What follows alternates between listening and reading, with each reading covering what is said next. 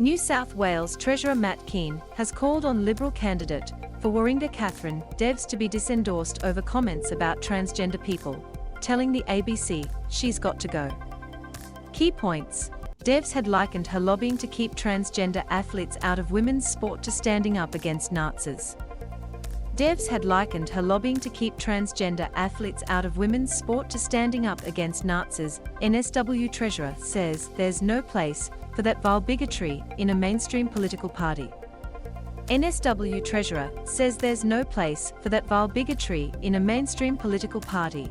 The current Warringah member called for her opponent's disendorsement earlier this week. Ms. Devs has apologised on multiple occasions this week, including after revelations she likened her lobbying to stop transgender athletes from competing in women's sport to standing up against the Holocaust. Ms. Devs is the handpicked Liberal in the seat once held by former Prime Minister Tony Abbott. She was pre-selected at the last minute, after bitter factional infighting within the party. Mr. Kean, who is a leader of the moderate faction in New South Wales, told the ABC there should be no room for her views inside the Liberal Party. She's got to go, Mr. Kean said. There is no place for that vile bigotry in a mainstream political party, or quite frankly anywhere. I am sick of people turning a blind eye to it. Catherine Devs also described transgender children as surgically mutilated and sterilised in now-deleted tweets last November. Apology for unacceptable comments.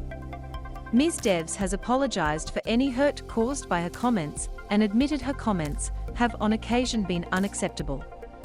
I've always loved 20th century history, and I think many people would say to themselves, I'd never been to villages that stayed quiet while the trains went past or whatever.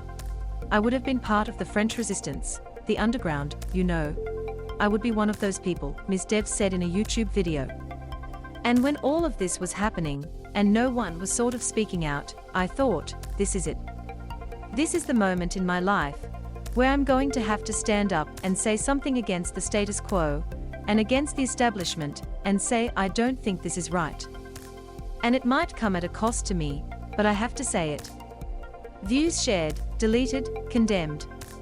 When asked about her views earlier this week, and before the video was reported on, Prime Minister Scott Morrison said Ms. Devs raised important issues, and he shares her views.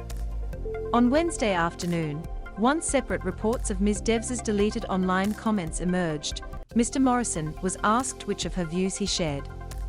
He said Ms. Devs had apologised, and he explained he supported the views of a private member's bill put forward by Tasmanian Senator Claire Chandler. The government doesn't have any plans for that to be a government bill. It was a private member's bill, and I've told you very clearly what my views on that bill are, he said.